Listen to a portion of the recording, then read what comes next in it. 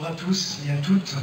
Voilà, je m'appelle Francisco Petité, je suis diacre à la paroisse Saint-Antoine des 15-20, Paris 12e. Je suis diacre au mois de mars, ça fera 23 ans que je suis diacre nommé pour cette paroisse, et je suis célibataire. Voilà, que vous dire, en fait, bon, on m'a présenté comme diacre auxiliaire de vie, s'occupant de malades du sida. Alors en fait, j'ai commencé par cela dans les années, fin des années 80.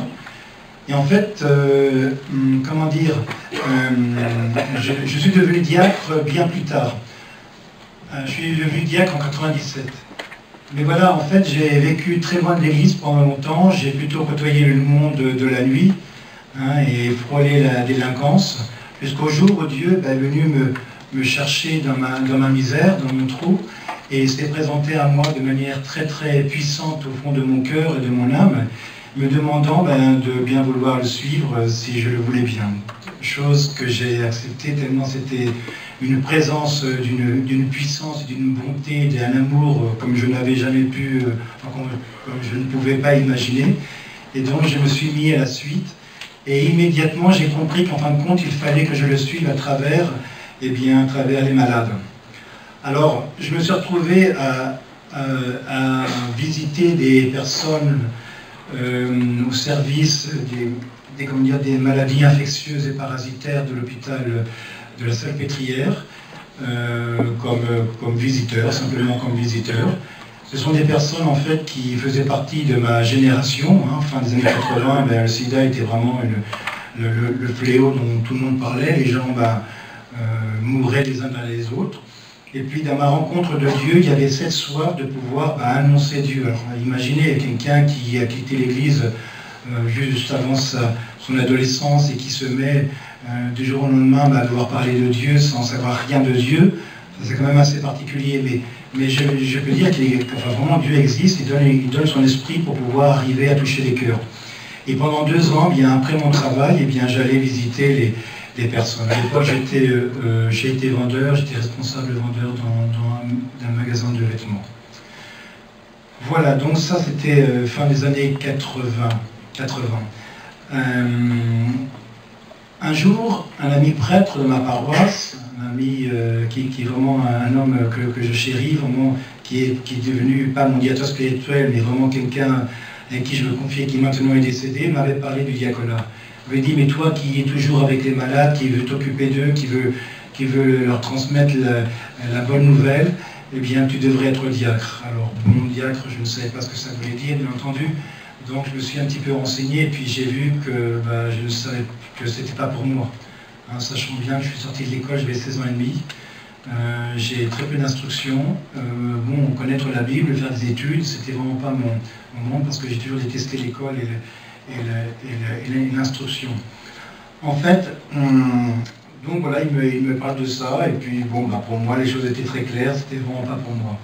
1 an après, il me redit, mais as-tu pensé à ça, à ce que je t'avais dit? Je lui dis, non, oui, j'ai pensé, j'ai vu, mais c'est vraiment pas pour moi, enfin, je ne vois pas là-dedans. Et un jour, j'ai pu voir lors d'une célébration un diacre qui était là, qui célébrait, donc c'était bien, c'était joli à voir. Et puis en plus, il prêchait, donc je dis, mais moi, je serais incapable de parler du Christ, de parler de Dieu, enfin, fou. Bon, mais voilà, mais il me dit, mais vraiment, pense-y, parce que je pense que tu es vraiment fait pour ça. Moi, pas du tout. Et lors, un jour, quand j'étais chez un ami qui est décédé, je lui faisais la toilette. Je me suis mis donc à lui laver les pieds.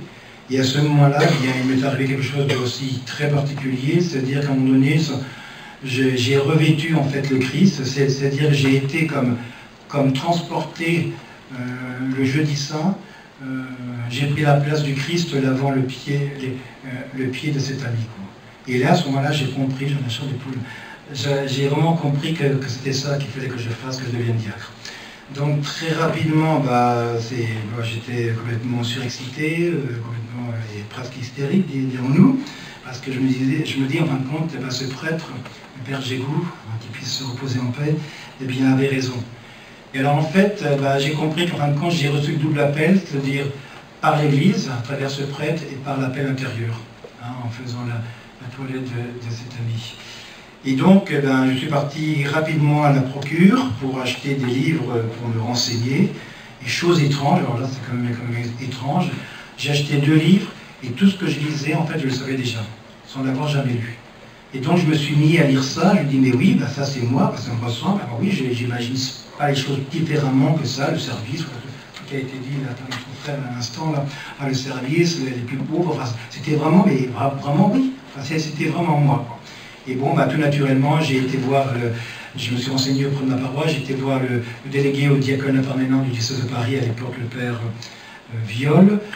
Voilà, il m'a vu, il m'a rencontré 4 fois, et puis après il m'a dit, bon écoutez, on vous écrira, puis on verra bien. J'ai attendu l'été passé, puis au mois de fin septembre, je recevais une convocation, une invitation à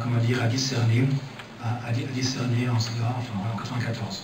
Et donc en 97, j'ai été ordonné diacre pour le diocèse de Paris par Monseigneur Jean-Marie Lustiger. Alors que dire?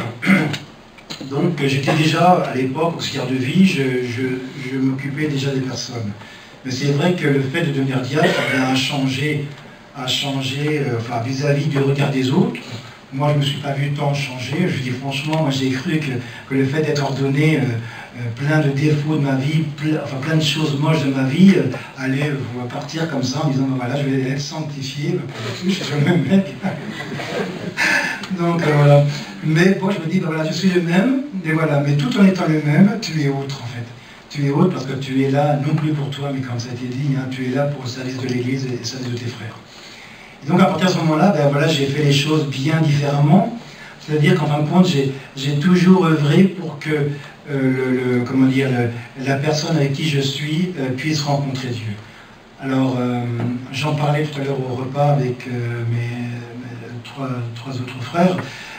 Voilà, quand on est auxiliaire de vie, quand on s'occupe de personnes à domicile malades, eh bien, on a une puissance sur eux. En fait, on n'est pas plus puissant qu'eux, mais nous avons la santé qu'eux, ils n'ont pas. Donc, ce sont des gens faibles. Et donc, pour moi, ça a toujours été, depuis le début, j'ai toujours voulu tout ce qui allait de mieux pour eux. Et vraiment, enfin, Dieu en est conscient, ça doit vraiment aller témoin. J'ai toujours œuvré avec mes défauts, mais j'ai toujours voulu tout ce qui allait de mieux pour la personne. Sachant bien que c'est des gens qui sont tellement malades, qui ont tellement besoin d'une personne, enfin les gens, quand je suis rentré chez des gens, et souvent on me disait, vous savez, je vous reçois, mais ça me coûte de vous, ça m'humilie, ça me coûte, vous savez, je suis même plus capable de faire le dessus, de nettoyer ma vitrine ou de me faire cuire mon repas. Je disais, écoutez, ça reviendra peut-être, mais enfin, en tout cas, voilà, on est là. Et puis j'ai toujours essayé de désamorcer, de faire que, voilà, de retirer la personne de sa condition de malade. De dire, ok, vous vivez une épreuve, nous on est là, je suis là pour vous aussi également, et puis nous allons avancer.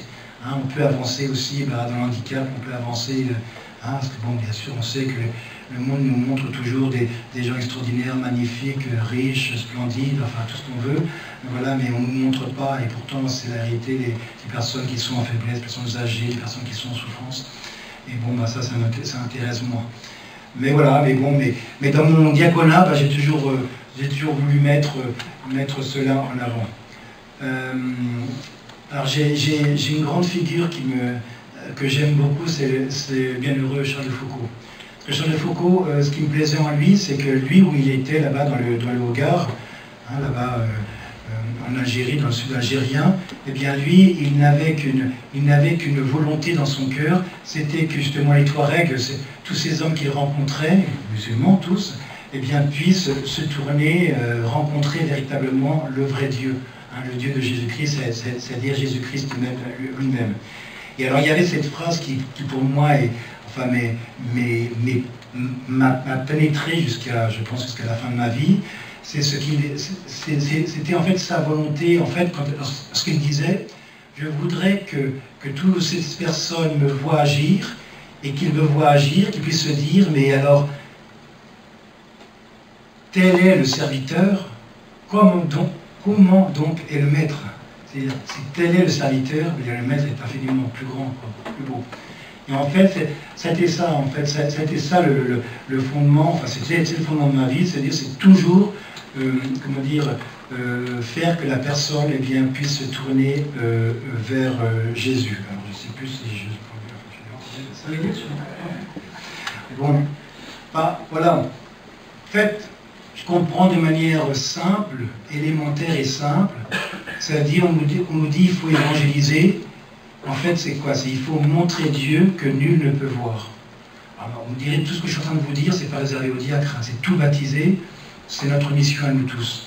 Je pense que le diacre, il a peut-être par son ordination, il est peut-être un peu le moteur pour justement, pour lui-même, mais pour toutes les communautés enfin, avec qui il travaille, avec toutes les personnes avec qui il travaille. Mais voilà, mais je pense que comment en fait montrer Dieu que nul ne peut voir, eh bien on peut le montrer parce qu'on est un signe d'amour. Et moi j'essaye dans mon... Ça peut peut-être vous paraître un peu vieillot, mais pour moi c'est des figures qui sont extrêmement importantes. C'est toutes ces figures anciennes de l'Église du 19e siècle. Moi ça me parle beaucoup, moi, quand je lis des vies de Vincent de Paul, hein, Rosalie Rendu, enfin voilà, des personnes comme ça aux Anam, enfin des gens qui dans le monde où ils étaient, et ben vraiment ils ont enfin transpiré, enfin vraiment c'est le mot qui correspond, ils ont transpiré l'amour de Dieu, et les gens, ben voilà, ils ont rencontré Dieu. Voilà. Je pense que quand on est amour, on devient véritablement Dieu pour les autres. Il n'y a pas à dire. On ne prend pas pour Dieu, attention, mais on devient véritablement Dieu pour les autres, parce qu'on est un signe d'amour, un signe de... Dieu vient naître dans notre cœur. Et le but, c'est, alors là aussi, c'est ce personnage qui me plaît beaucoup, Jean le Baptiste. En fait, le but, c'est que justement, le monde vienne à Dieu, quoi. Enfin, c'est-à-dire que je ne suis pas celui que tu crois, enfin, je ne suis pas, c'est pas moi qui faut remercier, mais remercier celui qui m'envoie. C'est ce que je dis toujours, depuis maintenant 30 ans, pratiquement, à chaque fois que les personnes me remercient au moment de partir, à chaque fois, je leur dis, c'est pas moi qu'il faut remercier, mais remercier plutôt ceux qui m'envoient. Alors, je dis ça à tout le monde. Donc, des non-croyants, des athées, des juifs, des musulmans, des chrétiens, de tout. Moi, à chaque fois, je dis, si je suis là, c'est parce qu'il y a quelqu'un d'autre qui m'y a envoyé. J'ai autre chose à faire, et je repense là à ma vie d'avant, j'ai autre chose à faire que d'être là à m'occuper des personnes malades, excusez-moi, vomi, pipi, caca. Excusez-moi. Bon, voilà, enfin, je dis pas ça comme ça, bien entendu, on va le dire entre nous.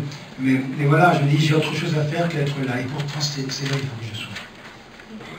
Et je me sens étrangement à ma place, quoi. Je me sens là, il faut que je sois là. Et là, véritablement, je sais que je suis, dans ces cas-là, l'Église servante. Hein, vraiment, c'est l'Église, le Christ Jésus qui vient. Hein, je me rends compte, c'est très simple. Hein, en fait, je rencontre le Christ, et la personne que je rencontre le Christ en moi. C'est-à-dire, voilà le Christ malade, voilà, et puis le Christ qui vient laver tes pieds, et puis en même temps, c'est le Christ qui vient dans son amour, pour se donner. Alors voilà, je ne sais pas si c'est bon, enfin, ça suffit, j'ai encore 5 minutes. Non mais voilà quoi.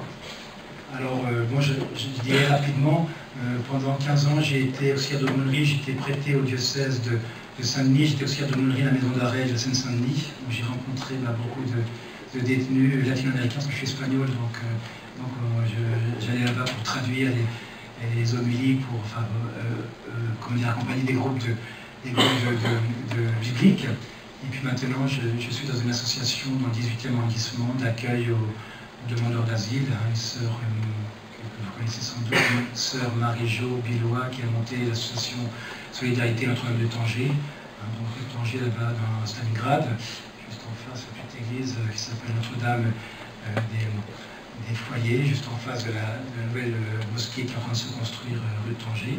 Et là, nous accueillons des gens qui sont venus d'Afrique, principalement d'Érythrée, d'Éthiopie, du Mali, Niger, pays francophones, africains, et qui ont traversé la Méditerranée sur des bateaux avec leurs risques de ces périls, et qui ont été tous tabassés, femmes violées en Libye. Donc voilà, j'œuvre là-bas un petit peu pour aider. Voilà, mais en tout cas, bon.